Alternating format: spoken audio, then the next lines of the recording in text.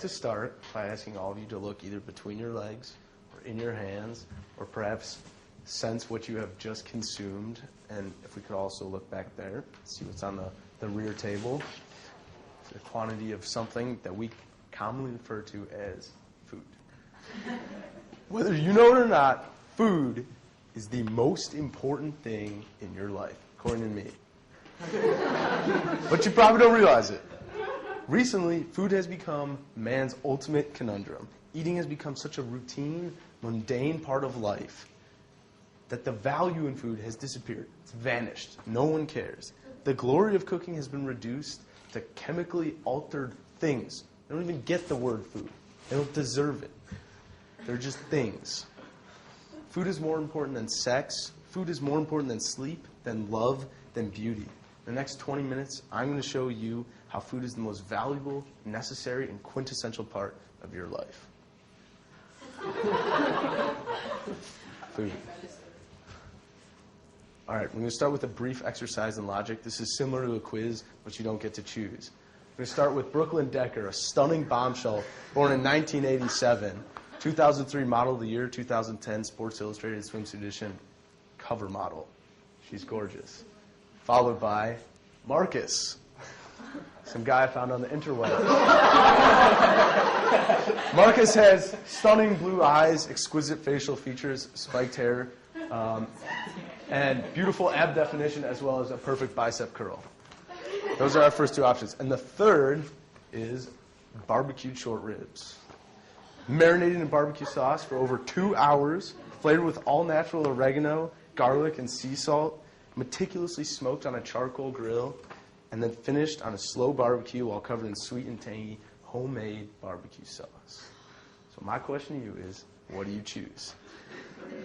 And before you answer, I'm going to tell you what you should choose. I call this food versus fornication. The food will always be there. You can come back to it. You can make it. The chance of cows or beef or pork running out before women run out or the opposite sex is not likely. Unlikely. The food will always accept you. Have you ever had to convince a piece of food to let you eat it? No. The food can also make fornication into a better experience. Sex on a full stomach. Better nutrition, better performance. Allegedly. So the moral of the story is no and yes, food wins. All right. Now I'd like to go to our friend Viktor Frankl, who said that undernourishment, besides being the cause of the general preoccupation with food, probably also explains the fact that the sexual urge was generally absent.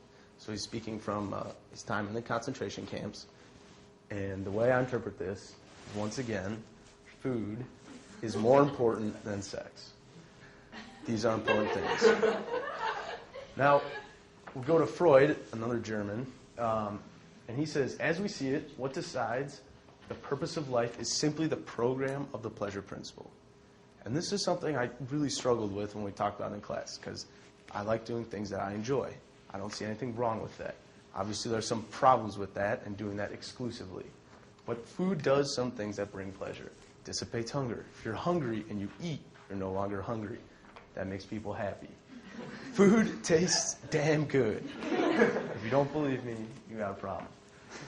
Food also creates anticipation and excitement. When you order something off a menu that you've never had before, like we were talking about oysters a minute ago, does everyone in here know what an oyster tastes like? I don't. I've never eaten one. If I order it, it's so exciting. What is that first bite going to taste like? What is it going to be like? Food also enhances a lot of things. In the background, I'm going to use my laser, we have baseball. There's an umpire. That's the first base line.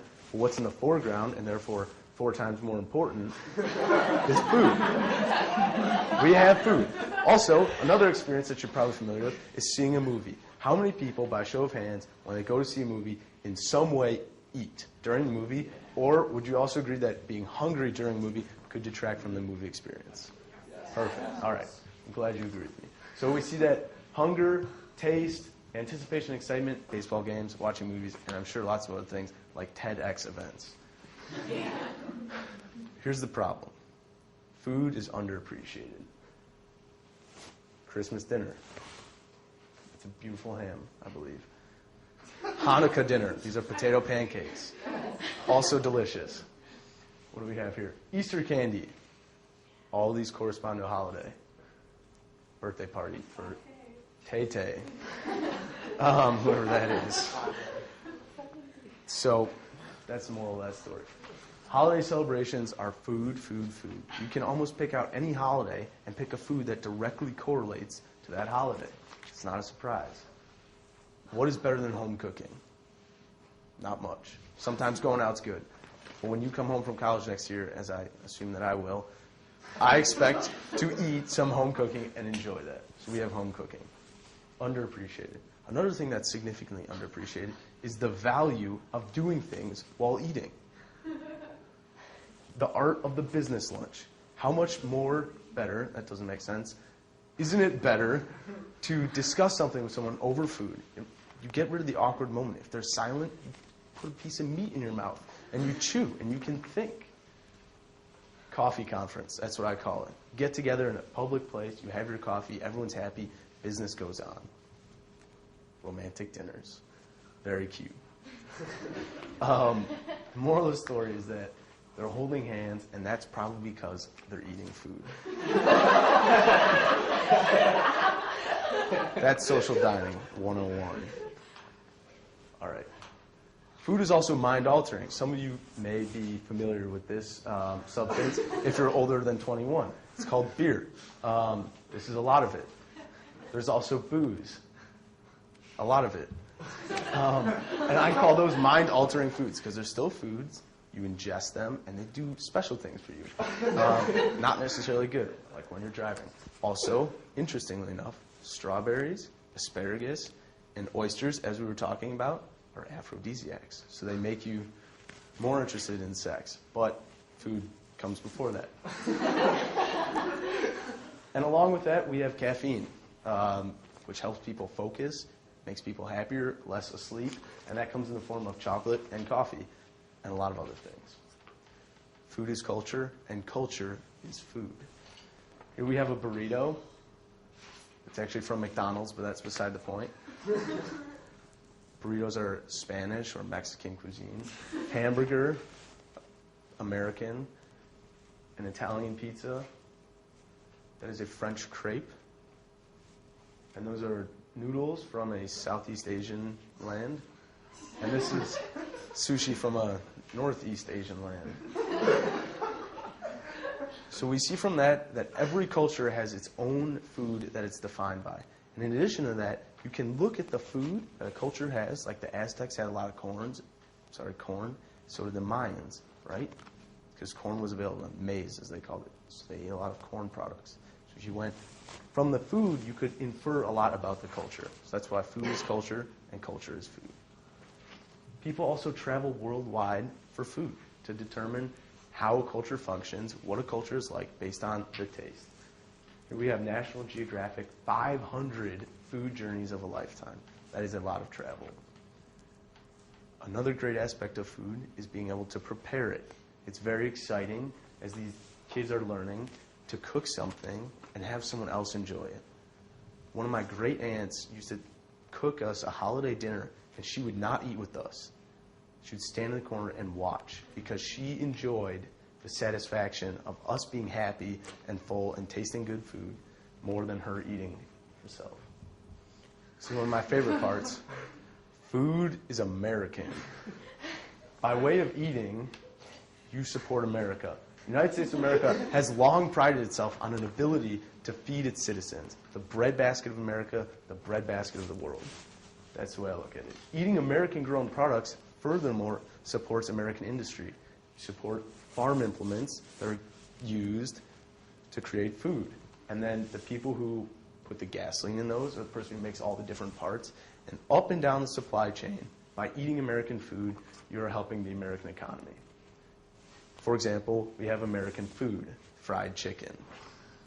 One of my favorites. All right. How do Americans underappreciate food is one question I'd like to focus on. Big problem is skipping or shortening or reducing meals and mealtime. A lot of kids in high school and college, I assume, and a lot of people skip breakfast. They don't have time. I'm sure Dylan Carpenter was here. He could attest to that. My dad sometimes has too much business to eat. He just doesn't have the time. Overwhelmed at work, lack of time, lack of interest in what you have to eat. Another problem is confused by nutritional information and marketing. So when you look at the back of something, it's got all these big words, all these numbers that don't make sense. According to Jeffrey Cannon, the Science and Health Policy Advisor to the World Cancer Research Fund, that's just one of his titles. He's pretty good at what he does. Nutrition labels are advertisements for the chemical principle of nutrition. So there's simply more marketing and what you think you get, no marketing from. For example, this one's actually fairly straightforward because the ingredients are something that makes sense. But you may not know that trans fat, where it says 0 grams, something can label trans fats as 0 grams and have up to half a gram of trans fats per serving, which is quite a big difference. The cost of food also affects the underappreciation. There's unwillingness to spend more for better ingredients.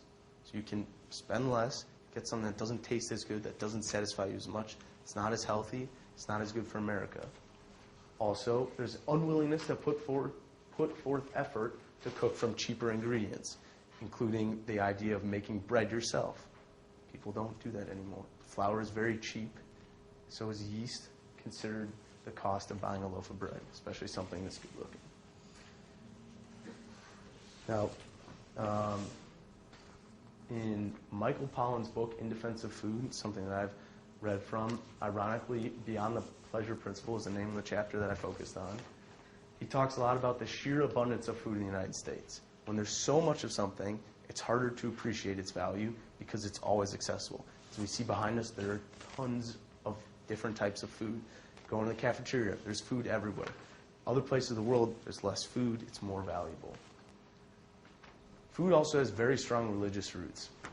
In the Protestant tradition, and I quote from Michael Pollan, like sex, the need to eat links us to the animals, and historically a great deal of Protestant energy has gone into helping us keep all such animal appetites under strict control. So originally this religious group, that was one of the founding religions in America, has steered the way for our beliefs of food. Cultural changes have occurred in the way Americans assess food. This is Europe. And I quote again, to savor food, to conceive of a meal as an aesthetic experience has been regarded as evidence of effeteness, a form of foreign foppery. And many people know that in France, meals take a long time, especially dinner. In Italy, they eat late and long. And all over Europe, it's very different than America. Cultural change. Dieting has been a big difference in America compared to the rest of the world. Dieting for dummies. Whatever diet's biological efficacy, I believe that's how it's pronounced, all these dietary exertions had the effect of removing eating from social life and pleasure eating. So when Americans were more concerned about their body image than what they were putting inside themselves, or lack thereof, you lose the pleasure and the social aspects of eating. Finally, there's the Westernization, or Americanization, as I prefer, of eating, which is some of the things we've talked about. Nutritionism is a little like the institution of the American front lawn, an objectionable, if bland, way to pave over our differences and Americanize the landscape. So Michael Pollan's touching on the ubiquity of American diets and how they're similar to all others. If more of us valued food and cheer and song above hoarded gold, it would be a merrier world, according to the author of The Lord of the Rings. Very simply put. So what are we to do? How are we going to change this problem that we've encountered? A couple things. An increase in genetically modified crops and foods will help continue to sustain the world's population. Some of you may have heard the name Malthus before. He guessed that at some point the population of the Earth would not be able to live any longer because it got too big for what the planet has to offer. And he was disproved by someone named Norman Borlaug, effectively, who was credited with saving 2 billion lives for introducing genetically modified crops of rice and corn to different parts of the world that enabled more people to eat better food. More of that, we can have more people, healthier crops, and it's also sometimes considered organic, as far as we know. Another great rule to follow is the grandma rule. No ingredients that are unfamiliar, unpronounceable, or greater than 5 in number. So if you pick up a box of cookies and you can only read the first 2 ingredients, which are probably water and sugar, and everything else, all 30 of them, don't make sense, I'd move on. Also, eat meals, eat slowly, eat your own cooking, eat with company, and eat at a table. These have all been proven to make you healthier, make you enjoy food more, and oftentimes you'll enjoy your company while you're eating. And the reason you want to follow these 2 rules, among many other reasons, personal health, so you'll look better, body image, you'll feel better. Higher food industry standards will also develop. Once Americans start requesting better food products, then the whole industry will have to start complying in order to turn a profit. So now my question is, how should I live my life with this in mind? First of all, I'd like to quote Shaw in a footnote in the Revolutionist Handbook. He says, "The glutton, as the man with the strongest motive for nourishing himself, will always take more pains than his fellows to get food. The glutton eats himself out of health and finally out of existence. This is why the survival of the fittest means finally the survival of the self-controlled, because they alone can adapt." And he's referencing the availability of food and adaptations. But I think self-controlled ideas apply across the board, whether it's food or any other aspect of life. Furthermore, believe that the next meal always has the potential to be even more delicious than one you ate. There is nothing that bothers me more than sitting down to a great steak dinner and hearing someone say, "I don't ever want to eat again. That was so good. There can't be anything better." That is a lie. Do not believe that. You have to remain optimistic, as Candide and Pangloss say in Voltaire's work. If this is the best of all possible worlds, what are the others like? So there is more food to try, more places to travel with different techniques. There is more to do. So you must be optimistic about food and life as a whole. Like food, life is fleeting. You cook something, it doesn't stay forever. The invention of the fridge has helped that. Unfortunately, we cannot refrigerate ourselves, so this metaphor breaks down to some extent. Soon you'll be ashes or bones, a mere name at most, and even that is just a sound and echo, according to Marcus Aurelius in Meditations. And from this we understand that you must deal with what you have at the moment, and you also must be modest, because you will disappear just as much as the perfect steak that you grilled. It will be eaten, and it will just be a memory in something that people sit on, and then go down the drain, and then go to the sewers, and then from there, no one recalls that it occurred. So you must be modest about your grilling techniques. You must be modest about your ability to do whatever your skills allow you to. Cooking and eating are artistic, just as life is. The process of learning an art can be divided conveniently into 2 parts. One, the mastery of theory. The other, the mastery of practice. So Fromm, in his book, The Art of Loving, has divided a life work, for him loving, for me eating and living, into 2 different things, practice and theory. And the combination of the 2, especially across the board, will really help you in life. And what he also says is that you must focus on what you're doing. You only have one life to live, so you must become a master of your life. Thank you.